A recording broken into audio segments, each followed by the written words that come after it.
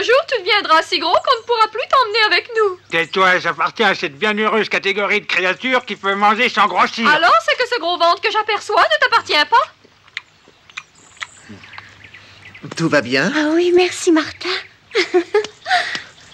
Il faut que tu te nourrisses suffisamment pour supporter les fatigues du voyage. Oui,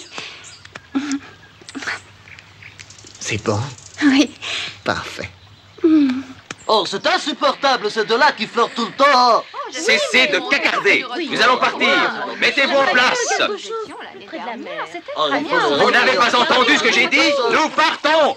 Aka de Captain Case veut que nous nous envolions. Je finis d'abord mon repas, je cherche ensuite un petit dessert et après je m'envole. As-tu entendu ce que j'ai dit? Ah! Ne recommence pas, sinon je le dirai à Aka. Ça m'étonnerait que Aka ait du temps pour toi. T'as la frousse, hein?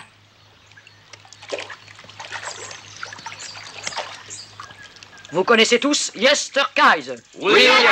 Nous allons traverser son royaume.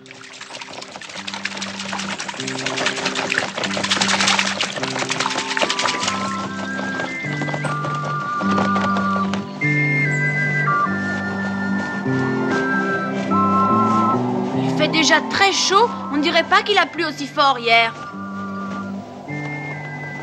Ça peut changer rapidement. La sorcière Yesterkais ne se sent bien que lorsque souffle un vent très fort. Yesterkais, qui est-ce donc? La sorcière du temps, naturellement. Qu'elle demeure par ici? Elle habite le village d'Asker, mais elle se déplace dans toute la province de Närke à l'est de Stockholm. Elle peut bien venir. Ah oui, ça fera un peu de changement. Voltaire, elle pourrait vous entendre.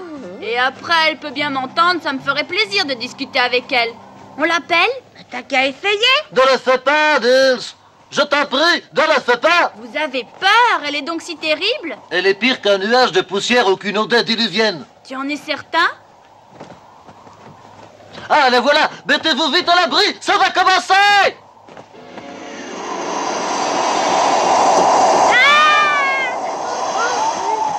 Je suis bien plus forte qu'une ondée diluvienne, je dirais même plus forte qu'un cyclone. Nous sommes tombés sur elle la dernière fois, on s'est retrouvés au milieu de la Baltique.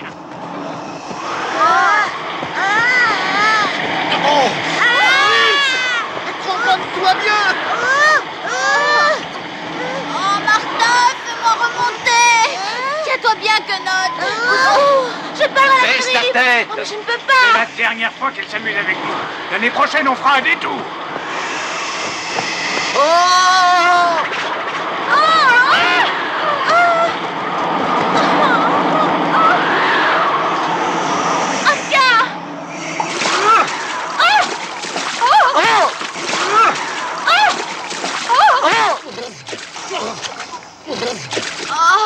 Martin, sors-moi vite de l'eau, elle est tellement froide.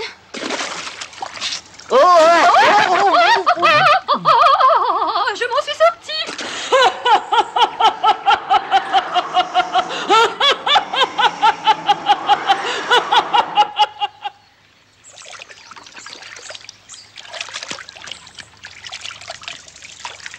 Je suis fatiguée, tu Je le sais. crois volontiers, je suis moi-même épuisé. Ma pauvre. Et tout ça, c'est de ta faute, tu devrais avoir honte. J'espère qu'à l'avenir, tu réfléchiras avant de parler. Si on a encore un avenir. Un jour, elle a enlevé d'un coup de vent le chapeau du maire du village de Rebro. Et après, qu'est-ce que ça veut dire? Nils. Bah quoi, tout le monde a eu son chapeau enlevé par le vent, pas besoin d'une sorcière. Chut. Le chapeau enlevé, c'est un signe de malheur. Caxi, dis-lui ce qui est arrivé à leur récolte de foin. Avec un seul cyclone, elle a détruit toute la récolte de cette année-là. Et pendant l'hiver, les gens sont morts de faim. Ce n'est pas parce que je l'ai appelée que j'ai attiré le malheur. Si ça t'intéresse, je peux tout te dire sur elle. Pourquoi est-ce qu'elle t'a aussi joué un sale tour? Non, je peux te raconter tout ce qu'on dit sur elle.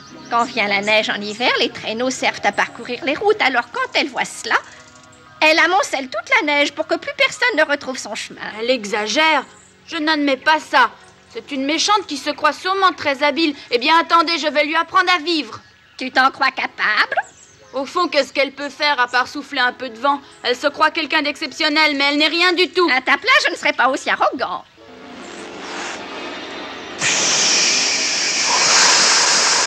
Oh.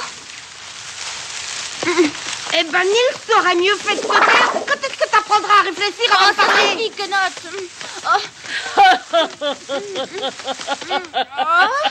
Tu as vu tout ce qu'on arrive à faire avec un peu de vent. Je t'ai d'abord poussé la pluie et maintenant...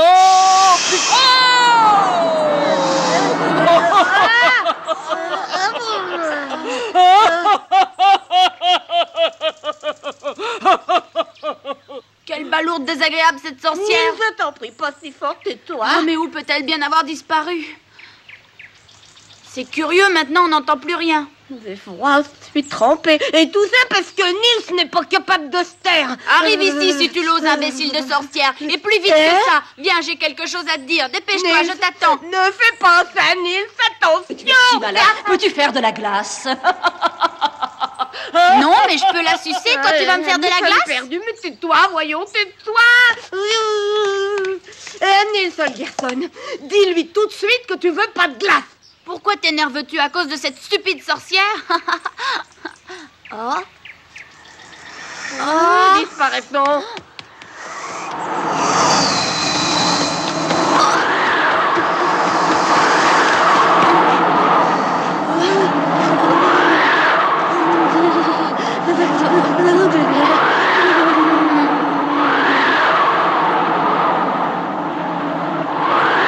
Tout ceci nous démontre une fois pour toutes qu'on ne peut pas sérieusement compter sur Nils. Je l'avais averti, mais il n'a pas voulu écouter. En y réfléchissant bien, je crois qu'assez souvent, il n'écoute pas ce qu'on lui dit. J'en suis à me demander si on doit se débarrasser de Nils. C'est aussi ce que je pensais. Qu'en dites-vous? Donnez votre opinion. On ne retrouvera pas de telle occasion. Oui. La question est simple, l'emmener ou le laisser ici? Qu'est-ce que vous en dites? Est-ce que vous avez pitié de lui? À tes souhaits. Il fait très froid. J'ai l'impression d'être survolée. Le soleil devrait bien se décider à faire fondre la glace. J'espère que ça te servira enfin de leçon. Nous allons encore te pardonner, mais ce sera la dernière fois. Préparez-vous à vous envoler et que personne ne mentionne le nom de Yesterkais. Avec ce supplément de bagages, j'ai du mal à décoller.